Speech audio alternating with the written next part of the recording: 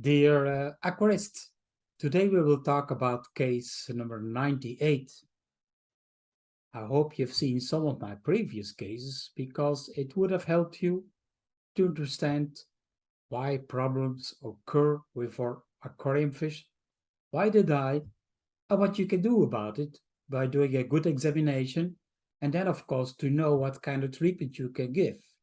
It's all about the holistic approach of looking at the water, the stress, all different factors like the food and the history of the fish, what it all went through, and then taking the appropriate actions. So you have a microscope in particular that helps you to identify the real problems. Or if you don't find it, maybe it gives you the directions to go to a laboratory or to ask for a specialist in microscopic research or in laboratory research.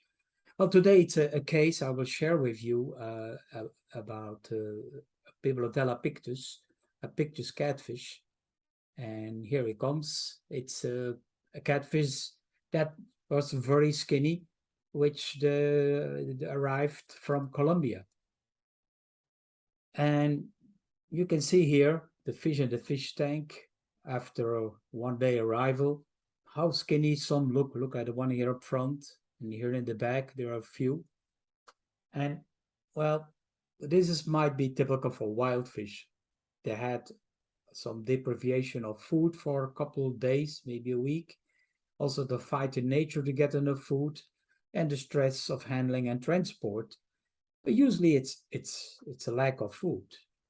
But what we can then observe is a bacterial infection here in the gills. You see the damaged gill filaments and here, which is of course causing a kind of pneumonia infection like in humans. You know how serious that can be if you don't do a proper treatment. Death can occur, and certainly with our fish. And that's why fish in many cases die from.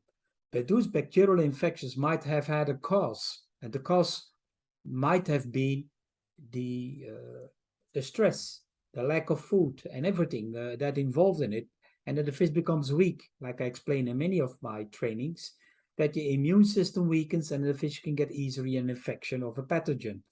And here we see another part of the gill arch. You see it's completely rotten away. So that's a very serious damage, which should be treated as soon as possible. If we check the internal, here we put some of the organs, even including the gills, the liver, the intestine, and we examine that in the microscope. And here I show you the video of the different organs. Here is the spleen, which has a lot of melanoma-macrophage centers. Typical is the very empty intestine. Here is part of the liver, which has some dark inclusions. It's not nice brown. It is not a good looking liver. And here more parts of the intestine with very little particles of fish food or any food. So that is, of course, a serious problem when we observe that the fish needs to be fed as soon as possible. That's a treatment you have to give. Particularly when those wild fish coming in skinny, is giving a fish food that has also pro and prebiotics to help to improve the immune system of the fish after such a long transport. And of course, secondary bacterial infections can pop up, like I showed you, due to all the stress involved and the weakness. And that we should try to treat with antibiotics that you can get from your fish doctor or your veterinarian. Or the bacterial medication you can use is, for example, Viromor from Aquarium Münster. The immune system and the gut microbiome should be optimized, and this can be done with the help of our Dr. Bassleer, Food Forte, or our aloe vera, or the Fuco, or our professional care. That all helps in the recovery and already improving the immune system. And make sure when you're feeding, you spread well the food so all the fish have a chance to get food.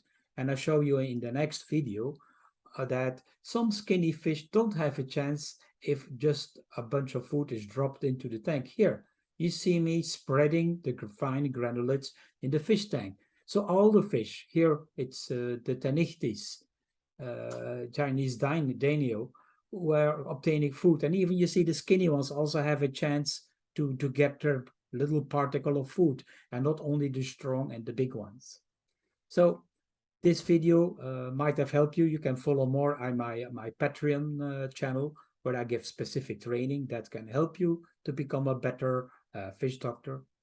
And of course, I'm a consultant in the industry, and I try to do precise work because so for some people it's guesswork.